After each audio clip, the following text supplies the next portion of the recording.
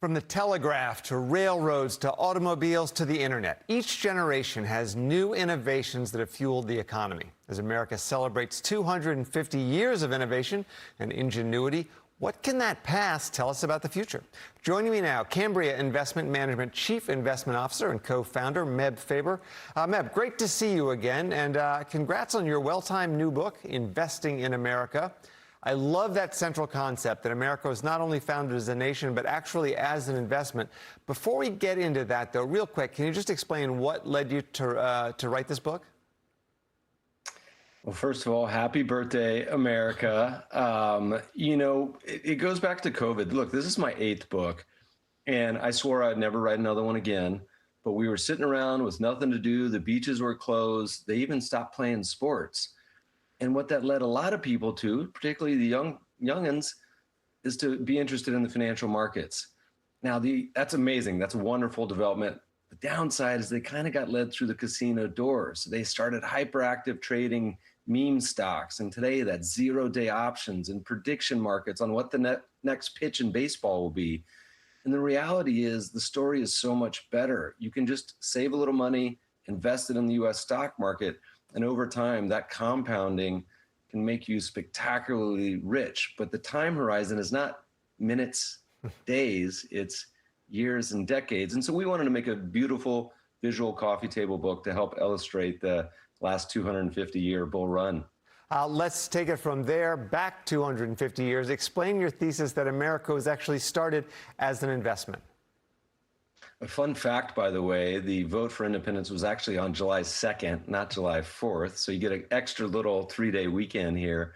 If you look at the origins of settling in the US, a bunch of risk takers, a bunch of immigrants, a lot coming from Europe, the traditional narrative when I was in elementary school, people fleeing from persecution, religious freedom, just freedom in general, but also true with people were funding those voyages, the Mayflower, Virginia Company, also Swedish and Dutch companies, because when you're doing a ship back in the day, they often sank, pirates would take them over.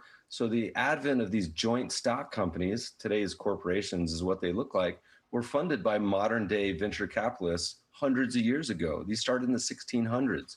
So a lot of the early exploration, Jamestown and elsewhere in the US, were actually for-profit corporations. So from day one, the DNA of our country was formed by risk takers and entrepreneurs.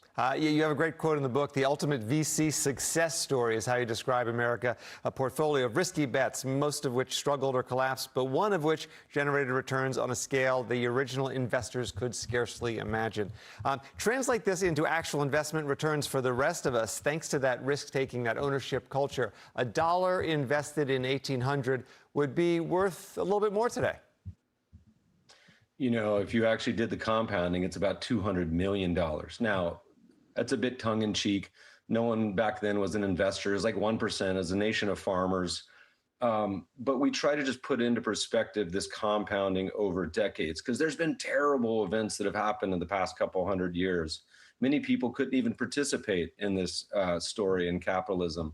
But as the decades went on, you started to understand as more companies launched, particularly in the 20th century, you've seen this just massive development powerhouse of the United States in particular.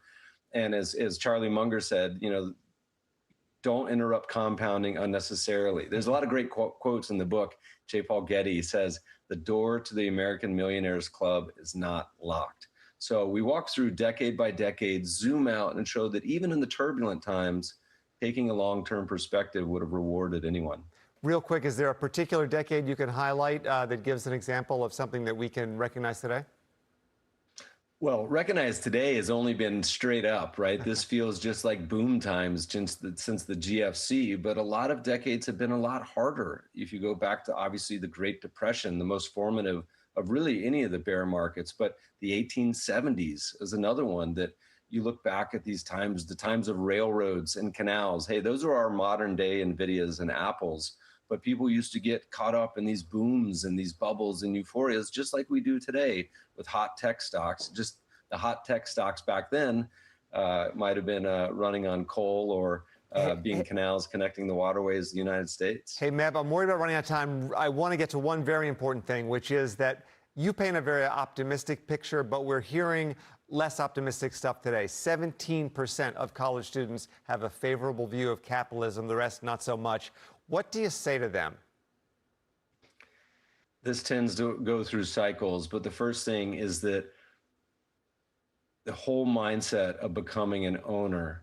And this is why I'm so bullish on the Invest America charity that's starting this summer. All the proceeds from the book will go to this charity. We want everyone in the US to be inclusive in capitalism. We want this to be a system that benefits everyone. The US has far more stockholders than any country in the world, but let's get that number to 100%.